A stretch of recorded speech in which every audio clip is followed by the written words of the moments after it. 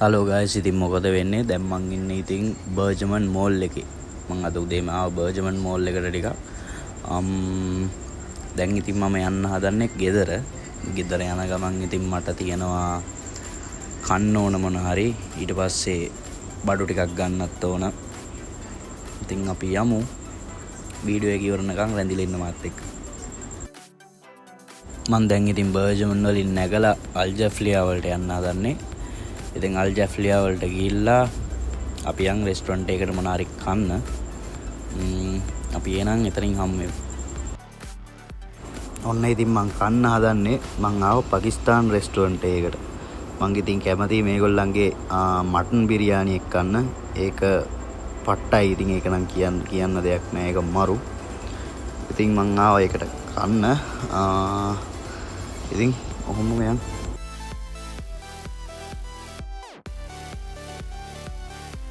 මේක නම් ඉතින් කන්න බැරි තරම් රස්නේ. ඉතින් මං ඉතින් කනවා හිමින්.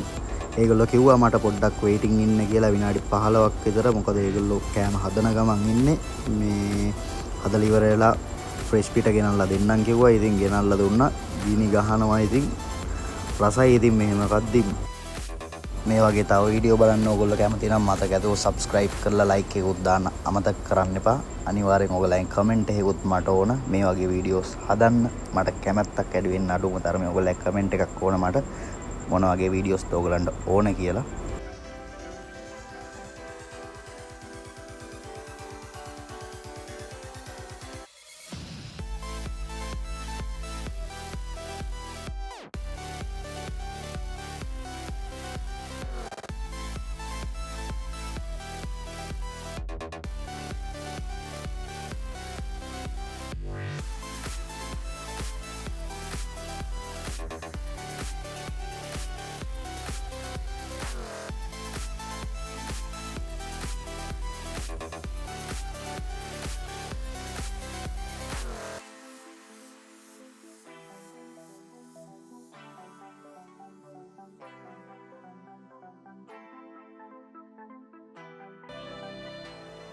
මේ මම දාගන්නේ ඉතින් මටන් ග්‍රේවි එක. මේකටත් ඉතින් මරු මටන් ග්‍රේවි එක මේගොල්ලෝ වෙනම දෙනවා. ඊට පස්සේ මේ දාගන්නේ මේගොල්ලෝ යෝගට් වලින් හදන එකක්. ඒගොල්ලෝ යෝගට් වලට තව ඉන්ග්‍රීඩියන්ට්ස් ටිකක් දාලා ඒගොල්ලෝ රසට හදනවා. ඒකත් එක්ක කන්න තියෙන්නේ මරු ඒක.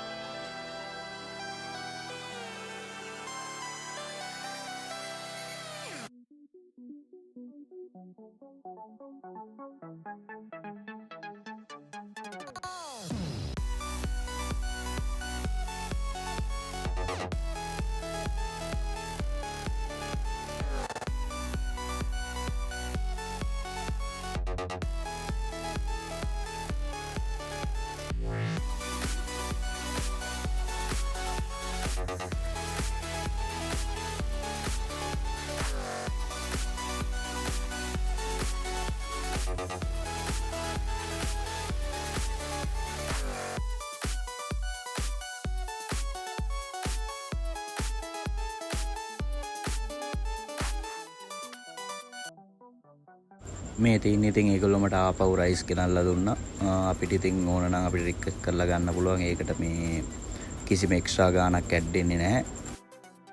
ඉතින් මං කනවා වැඩි කියලා නම් මොකුත් කියන්න එපා. ඉතින් මං අද මාර බඩගින්නකින් ඉදී. ඒකයි මං පාකිස්තාන් රෙස්ටොරන්ට් එකකටම ආවේ.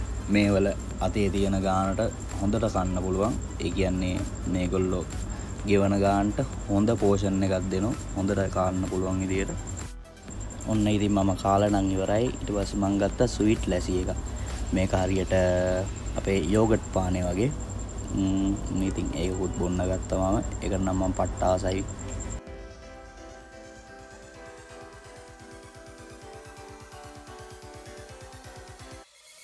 ඔන්න ඉතින් මම කාලා කරලා නම් ඉවරයි. දැන් මම යනවා බඩු ටිකක් ගන්න. අඩුපාඩු වගේක් තියෙනවා. අපි ඒ ටික අරන් යමු කියලා.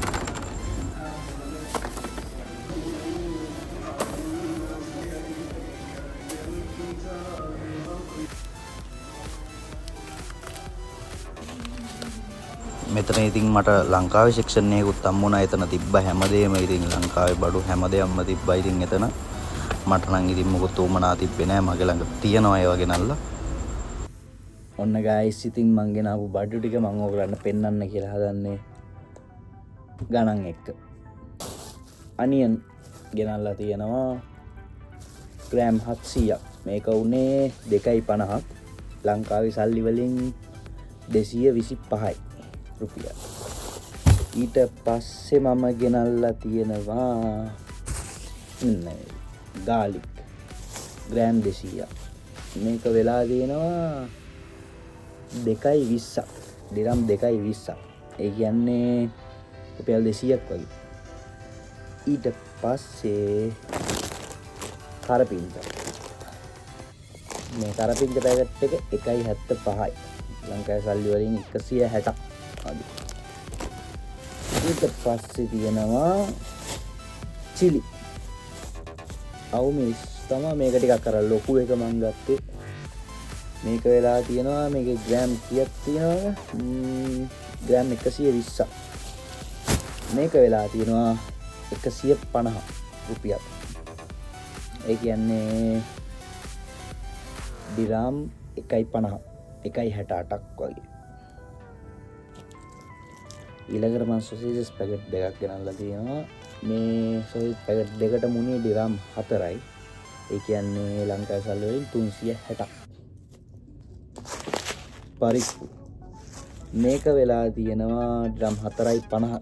ඒ කියන්නේ ලංකාවේ සල්ලි වලින් 410ක්. ඊපස්සේ මෙන්න මේක. මේ බිස්කට් එක දිරමයි. ඒ කියන්නේ රුපියල් 90. ඊට පස්සේ තව තියෙනවා ඊට පස්සේ මෙන්න මේ කෝලා පැක් එක. මේක උනන් උනේ දිරම් 3යි. මේක ඔෆර් එකක් තිබිලා මම ගත්තේ. දිරම් 3ක් කියන්නේ 270ක්. ඔව් 270ක්. ඊට පස්සේ මම ගෙනල්ලා තියෙනවා චොකලට්. මේකට නම් උනේ දිරම් 7ක්.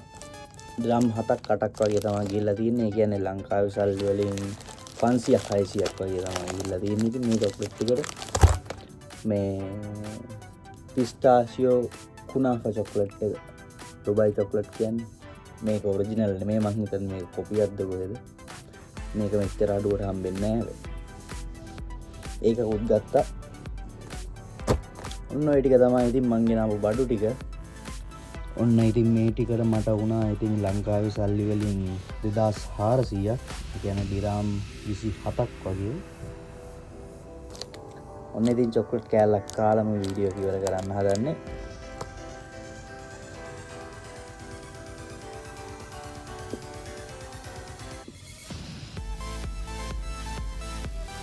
සුපිරියේ. එහෙනම් ඉතින් තවත් වීඩියෝ එකකින් හම්බ වෙනවා. පරිස්සමෙන් ඉන්න. ජය වේවා.